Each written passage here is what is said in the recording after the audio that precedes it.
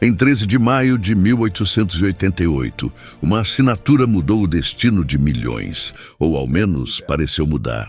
Nos salões do poder, a princesa Isabel inclinou a pena sobre o papel e sancionou a Lei Áurea. Com aquele gesto, a escravidão era oficialmente abolida no Brasil. Nas ruas do Rio de Janeiro, os sinos das igrejas ecoaram por horas. Fogos iluminaram o céu. Multidões tomaram praças e avenidas em celebração.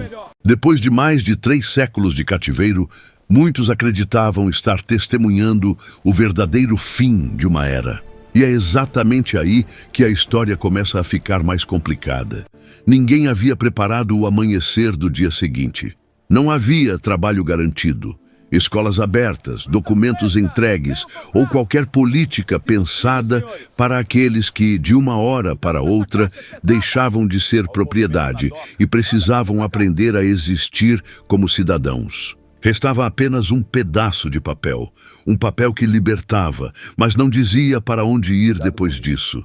O que quase ninguém disse, nem a princesa Isabel, nem um império que já vivia seus últimos meses, nem a república que surgiria em novembro do ano seguinte, é que liberdade sem estrutura dificilmente se sustenta. Sem apoio, sem oportunidades, sem reconhecimento.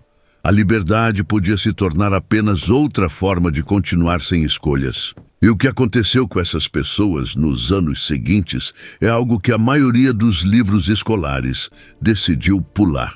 A gente não vai pular. Esta não é apenas uma história sobre emancipação. É a história de um país que libertou sem acolher, de pessoas que resistiram apesar do abandono, e de uma dívida histórica que o Brasil por muito tempo preferiu não encarar. Mas antes de continuar, você sabe o que de fato aconteceu com a maioria dos libertos nos meses seguintes à abolição? Porque a resposta muda tudo o que você pensa sobre esse período. E é exatamente isso que vem a seguir. O Rio na manhã depois. Imagine o Valongo, no centro do Rio de Janeiro, numa tarde de maio de 1888. Por décadas, aquele cais foi o maior porto de entrada de africanos escravizados das Américas. Estima-se que mais de 1 milhão de pessoas passaram por ali, acorrentadas entre 1811 e 1831. O cais havia sido oficialmente fechado décadas antes, mas a memória estava na pedra, no cheiro, no nome que os mais velhos ainda usavam em voz baixa. Naquela tarde de maio, grupos de homens e mulheres celebravam nas ruas próximas. Havia alegria real, inegável. Mas havia também uma pergunta que ninguém respondia em voz alta. E agora? O Rio de Janeiro de 1888 tinha cerca de 500 mil habitantes. Aproximadamente 7 mil ainda eram escravizados dentro da cidade, quando a Lei Áurea foi assinada. Mas havia muito mais negros libertos que já circulavam pela cidade há anos, os chamados libertos de antes da lei, alforriados por compra, por favor senhorial, por filho de ventre livre. Esses já conheciam o sabor amargo de uma liberdade sem suporte. O que a abolição fez foi jogar de uma vez no mesmo barco sem remo todos os que o sistema havia usado e descartado.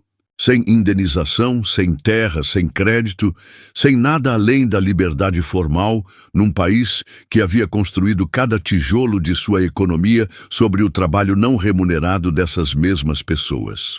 O mercado de trabalho que não queria eles. A transição do trabalho escravizado para o trabalho livre no Rio de Janeiro não foi uma abertura de portas, foi uma substituição planejada.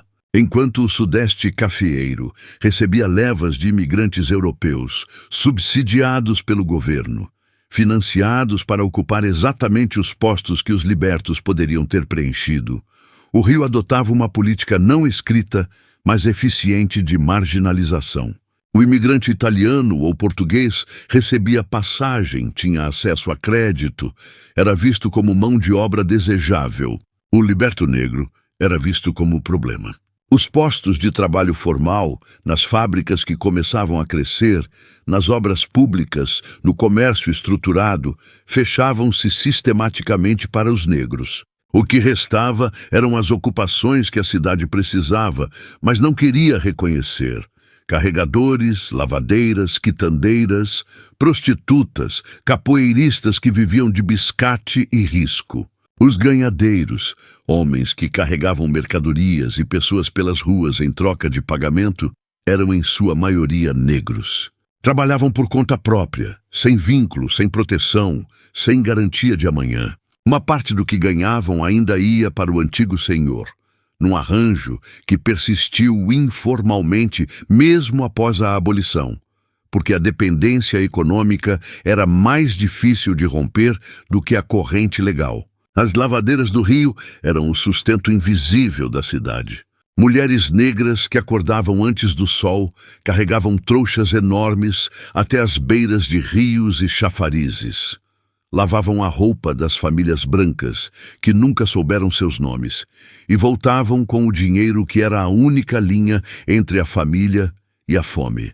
Seus corpos carregavam o peso literal e figurado de uma cidade que dependia delas sem reconhecê-las. A cidade que os empurrava para as margens. O Rio de Janeiro do final do século XIX tinha um problema de moradia que as autoridades chamavam de questão social, e que, na prática, era uma questão racial disfarçada de urbanismo. Os cortiços, habitações coletivas superlotadas no centro da cidade, eram onde a maior parte da população negra liberta vivia.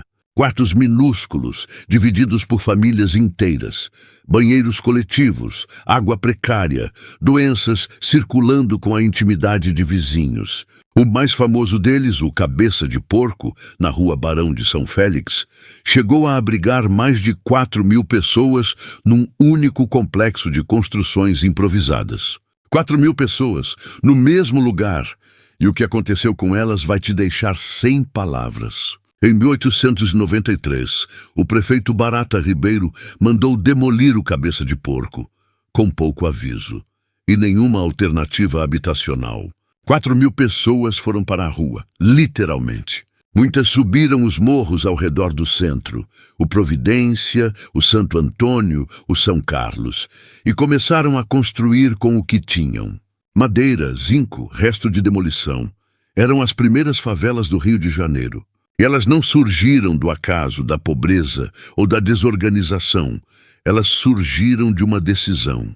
Uma decisão tomada por alguém que sabia exatamente o que estava fazendo. A reforma urbana de Pereira Passos, em 1904, aprofundou o processo. A abertura da Avenida Central, o embelezamento do centro, a derrubada dos cortiços restantes. Tudo apresentado como modernização, como progresso, como o Rio de Janeiro finalmente se tornando uma cidade à altura da Europa. Era também uma limpeza racial do espaço urbano. Uma expulsão sistemática de quem não cabia na cidade que o poder queria mostrar para o mundo, empurrando ainda mais para as periferias e morros os que haviam sido libertos 5 anos antes, sem terra, sem casa e sem destino. A abolição havia quebrado as correntes. A reforma urbana reconstruiu as fronteiras. E quem pagou a conta, mais uma vez, foi sempre o mesmo grupo. Isso precisa ser dito em voz alta. Ordem, vadiagem e criminalização. Em 1890, o novo Código Penal republicano tipificou a vadiagem como crime. O artigo era direto. Quem não tivesse ocupação fixa e meios de subsistência comprovados podia ser preso. Na prática, era uma ferramenta desenhada para controlar exatamente a população que a abolição havia liberado sem oferecer emprego. A polícia do Rio usava esse artigo com uma seletividade que nenhum documento oficial admitia, mas qualquer morador negro da cidade conhecia na pele. Ser negro, estar na rua sem paletó, não ter um papel que comprovasse emprego, era o suficiente para uma noite na delegacia ou pior. A capoeira foi proibida pelo mesmo código de 1890. A prática, que havia sido forma de resistência, de manutenção de identidade cultural, de preparo físico nas senzalas, tornou-se crime com pena de prisão.